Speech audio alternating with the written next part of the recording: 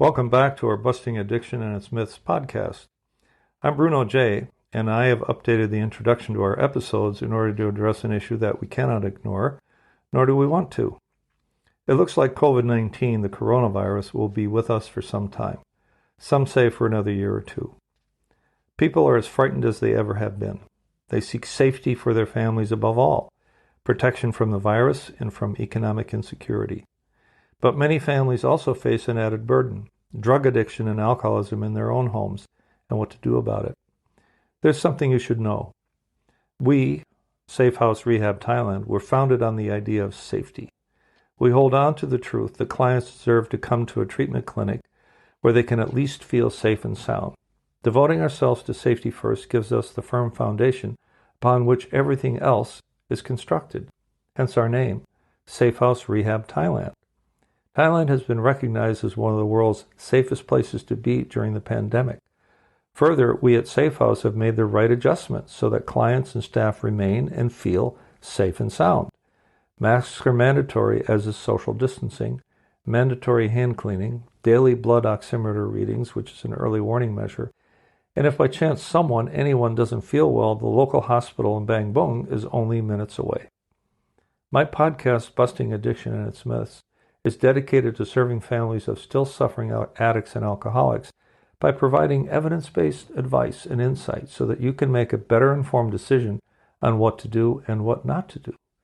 We are sponsored by Safe House Rehab Thailand, dedicated to a modern approach to recovery, which means that we absolutely outperform traditional rehabs when it comes to diagnostics, technology, and aftercare. To learn how we can help, just visit safehouserehab.com, where we post the latest news, or send us an email at contact@safehouserehab.com.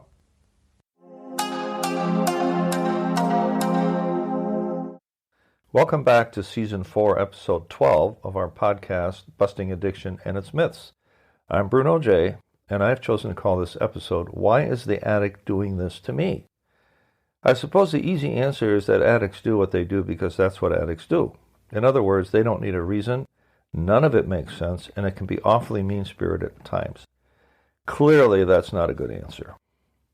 We need a much deeper understanding of why addicts do what they do and why they think the way they think. If we are to lessen the confusion, bring a measure of peace into our existence, and be in a better position to be of actual help to our addicted loved one, we need to bring some truths into the light. The following is paraphrased from an excellent book on the topic called Addict in the House by Robin Barnett. I highly recommend it as a no-nonsense guide about addiction and recovery, should that be the challenge in your family. So let's start with a truth that is very difficult for non-addicts to grasp. Non-addicts have a hard time grasping how much power an addiction has over an addict. Most people would be shocked by the way an entire existence can be directed toward getting drunk or high or both. To live as an addict, you must connive and cheat, lie and steal, whatever it takes to feed your disease. Imagine, if you will, going without food for a prolonged period. After a while, the lack of nourishment would begin to affect your actions and your mood. You might make mistakes or exercise poor judgment. But before too long, your hunger takes you over, and it's all you can think about. We'd all like to believe that we'd behave honorably in the face of hunger, but it's easy to believe that with a full stomach. If you had to manipulate someone or distort the truth or even steal in order to feed yourself at some point, you probably would. An addict's pursuit of alcohol or drugs works in a similar way. Like hunger, being addicted is not a deliberate state. It is biological in nature. An untreated addict has no more control of his actions than you might have if you were starving. In the grip of an addiction, your loved one's previously held standards and principles no longer apply. Throw those cherished values out the window. The irony here is that after an addict has had his episode, let's say he stole from his mom's purse to buy cocaine, he may feel guilty after all, but now he's faced with lying about what he did. Chances are that he will not own up to what he did, even if he feels like he shouldn't have done what he did. The point is that until you understand an addict's behavior and thinking, your attempts to help will have little effect. Your peace of mind will be shot, and the misguided things you do may even help the addiction thrive. The insidious part of addiction is not how the addict behaves when he's high. That's hard enough to watch. It's how it affects your loved one when he's not intoxicated. Even when he isn't high or drunk, the addiction is working behind the scenes to ensure its survival. That means making sure that the addict can get more of the substance by any means necessary and shutting down any factor that could threaten his continuing use. At this point, I might as well share my story that illustrates that very point. It amazes me still that I threw away a six-figure job due to the effects of my drinking and using, and this is in 1990 when six figures was real money, and it still is. I should say that the disease stole my career and my sanity before I woke up and surrendered.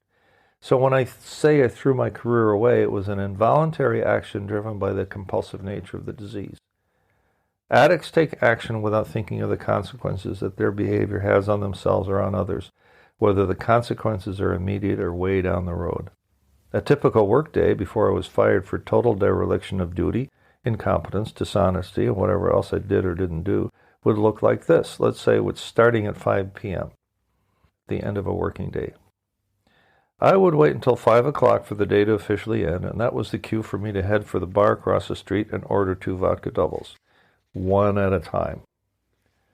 Then, having settled myself down after about 20 minutes, I would walk across the street to the parking garage to get my truck to drive home about 20 minutes up the Lakeshore Drive. On the way home to my apartment, I would stop at the College Tavern and have 2 more vodka doubles, one at a time, but pretty quickly. Then next door to the wine shop and pick up a bottle of some decent red and head home a few blocks away to start dinner. Dinner gets started, I drink the wine, and by the time the evening is over, of course, the bottle is invariably finished. In the meantime, I would often, not always, smoke some dope and get high from that, along with some pulls off the vodka bottle in the freezer. I am so high and drunk by 1 a.m. that I take 2 codeine pills to put me under so I can get something approaching sleep.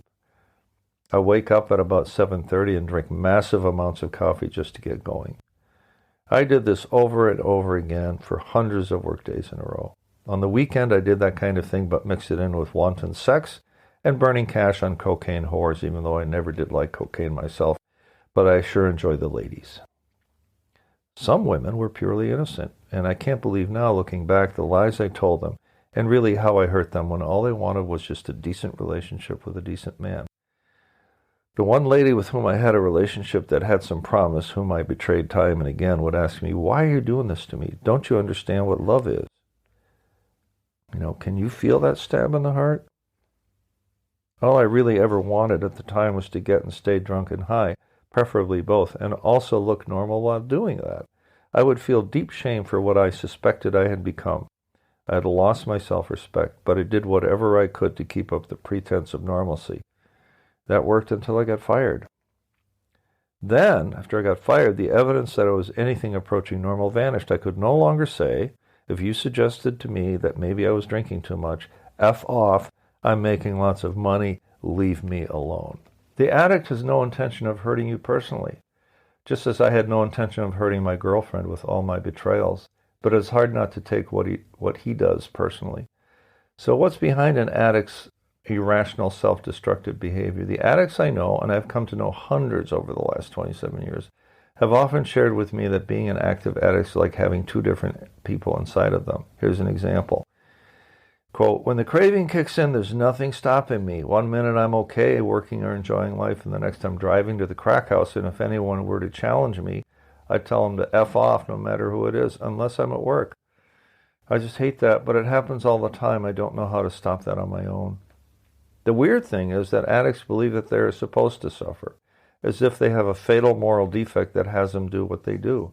Few accept the idea that they're in the grip of a potentially fatal disease that compels them to do things that, had they retained the power of choice, they would never in a million years even contemplate doing what they end up doing.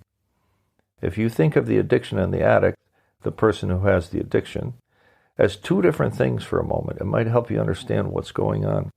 And perhaps you might have a bit more compassion for the person who's been driving you crazy. Think of the addiction as an entity that has taken your loved one over. And because an addiction's only purpose is to feed itself, it uses a wide variety of strategies, hijacking the addict's intelligence, skills, and relationships. These include out-and-out denial, minimizing, justifying, blaming, lying, and evasion, and more. None of them are designed to hurt you, but they hurt nonetheless. It is almost impossible to not take the things that the addict does personally, but when you see them as symptoms of the disease, the addiction at work, as opposed to actions of evil intent, on the part of your loved one, some of the burden is lifted. With the emotional burden somewhat lightened, you can then turn to taking much better care of yourself, which is what you've deserved all along. So what have we learned today? We've learned that non-addicts have a hard time grasping how much power an addiction has over an addict. Most people would be shocked by the way an entire existence can be directed toward getting drunk or high. 2, an untreated addict has no more control of his actions than you might if you were starving. In the grip of an addiction, your loved one's previously held standards and principles no longer apply. 3, addicts take action without thinking of the consequences that their behavior has on themselves or on others, whether the consequences are immediate or way down the road. 4, all an addict really ever wants is to get and stay drunk and high, preferably both, and also look normal while doing that. The addict knows, however, that he's putting up a front while he feels deep shame inside. 5, think of the addiction as an entity that has taken your loved one over. And because an addiction's only purpose is to feed itself, it uses a wide variety of strategies, hijacking the addict's intelligence, skills, and relationships. 6, it is almost impossible to not take the things that the addict does personally. But when you see them as symptoms of the disease, the addiction at work, as opposed to actions of evil intent on the part of your loved one, some of the burden is lifted, and then you can go forward with your own healing.